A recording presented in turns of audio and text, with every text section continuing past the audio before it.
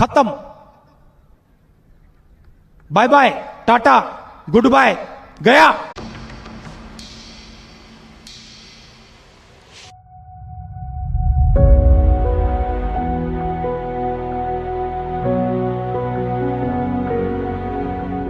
Hello guys, welcome to the channel doctor सिपू।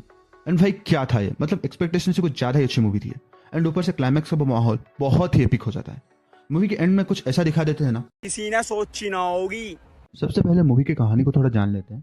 बहुत ही simple में बताऊं तो मूवी की कहानी शुरू होती है 2898 एडी में, जहाँ पे बॉम्बे की जंग के बाद काशी एक अकेली सिटी बची है पूरी दुनिया में, जिसको रूल कर रहा है एक 200 साल का राक्षस सुप्रीम यास्किन, जो कि काशी के ही ऊपर एक मेगा स्ट्रक्चर सिटी में रहता है जिसका नाम है कॉम्प्लेक्स। ये अपने ancient Indian history and mythology specially Mahabharata से इंस्पायर्ड होकर महाभारत के युद्ध के 6000 साल बाद की कहानी को दिखाती है, जो कि फ्यूचर में टेक्स प्लेस करता है, जहां सुप्रीम यास्किन को अपने ढलते उम्र के चलते एक प्रेग्नेंट वुमेन से एक्सट्रा किया गया एक पोर्शन चाहिए, जो कि उनके एक्सपेरिमेंट को काफी समय तक अपने गर्भ में धारण कर सके।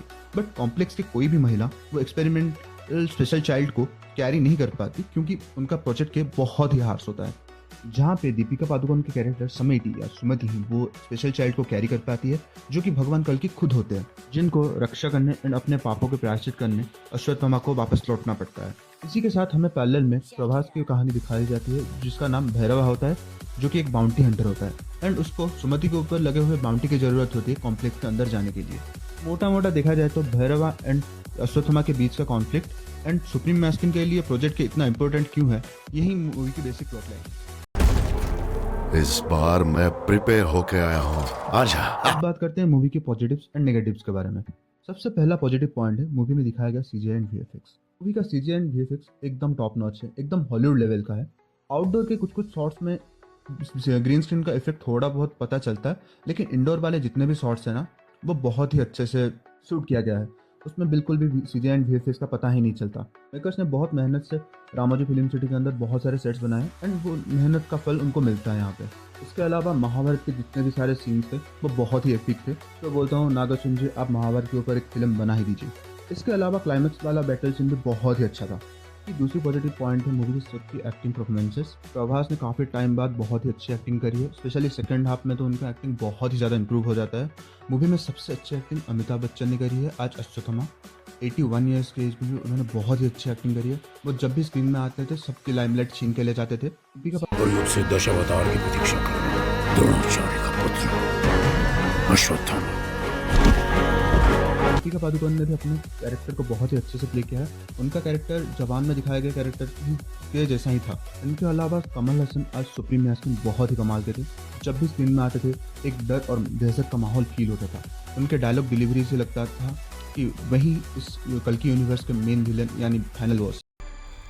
डरो मत, एक नया युग आ रहा है। सबके अलावा भी बहुत सारे कैमियोस है मूवी में, जिनको देख के थिएटर में बहुत मजा आ रहा था। ये तीसरी पॉजिटिव पॉइंट थी मूवी में नागार्जुन के डायरेक्शन। मूवी देखते वक्त अच्छे से पता चल रहा था कि मूवी में एक प्रॉपर विजन था डायरेक्टर का, ना कि ओम राउत की तरह half bake vision. But movie में विजन बहुत ही अच्छा था। उसके अलावा वर्ल्ड बिल्डिंग भी बहुत ही अच्छी थी।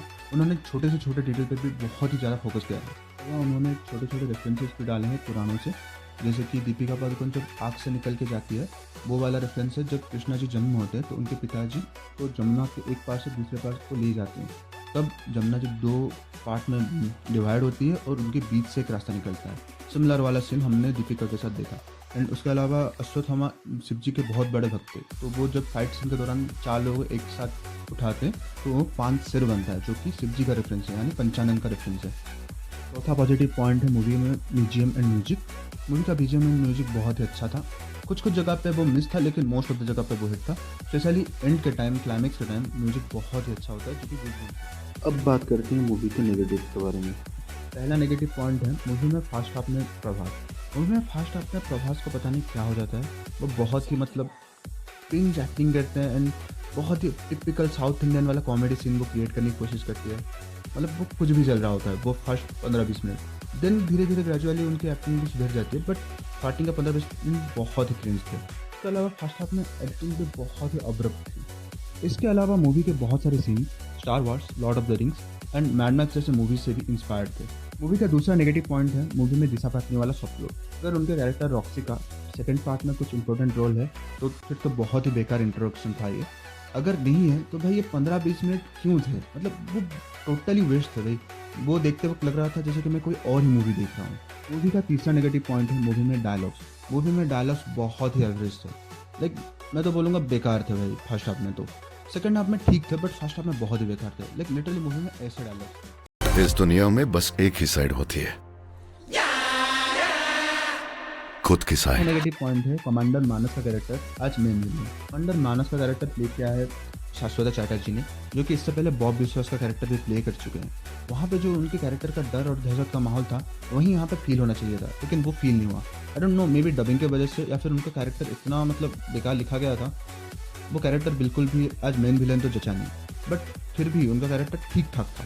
फिर ओवरऑल कहूँ तो this movie is not perfect, but फिर भी इंडियन साइफाई के जॉनर में एक लैंडमार्क सेट करने में कामयाब तो होती है। मूवी में peak level CGI and VFX के साथ साथ cool action scenes and mind blowing story telling देखने को मिलता है। This movie is a must watch for everyone.